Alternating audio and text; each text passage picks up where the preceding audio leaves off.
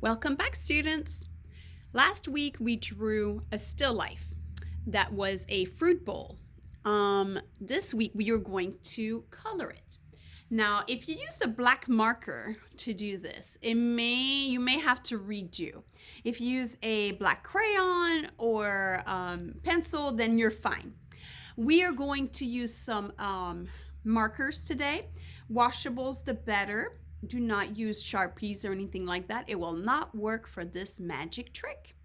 So what we're going to do is we are going to use these markers to color our fruits.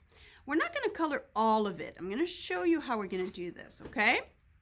So let's say I start with my apple and I decide my apple is going to be red. So I'm going to kind of color my apple. I'm going to leave some of it white. And then I'm going to go on this side and color this part of my apple.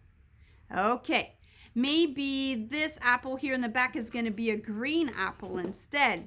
So I'll do the same thing. I'll color my apple and I'll leave a little bit of white and then I'll color this part. Okay, for my lemon's going to be yellow. Now, yellow is not a color that shows very well. So you can pretty much color all of it and just leave a tiny bit of white. Now my orange is going to be the same. I'm going to color all of my orange and leave a little bit of white, maybe kind of like a circle like this. Okay. And then same thing with the pear. Now the pears could be green, they could be kind of yellowish color. Maybe for this one, I'll mix yellow and green together. Okay, and I'm gonna leave a little bit of white. Maybe I'll leave the white right here.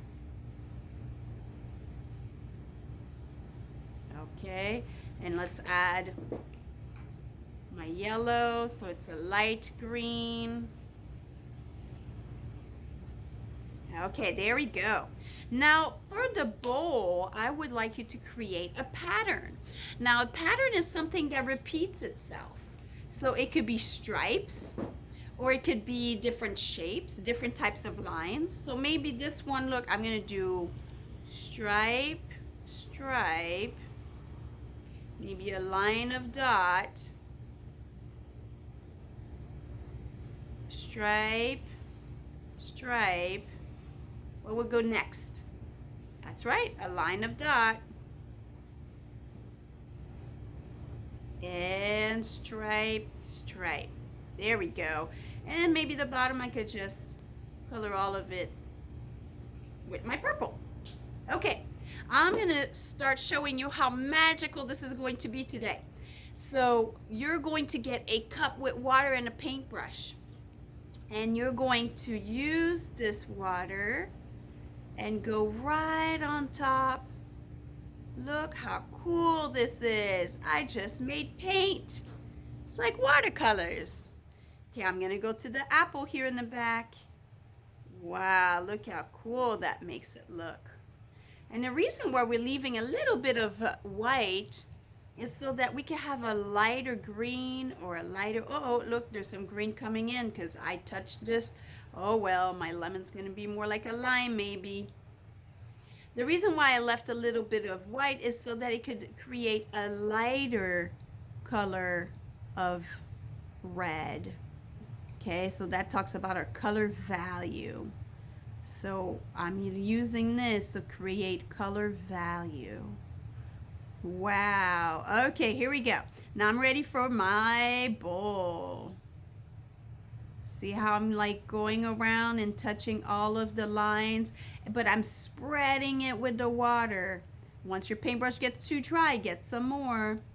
See, I go everywhere on that bowl so that I can get all of that ink from the marker and bring it back to life into watercolor. And that is it. Now we have a table, we have a wall, we need to add some things to it. But I would say let this dry a little bit and then come back and work on your table and on your wall.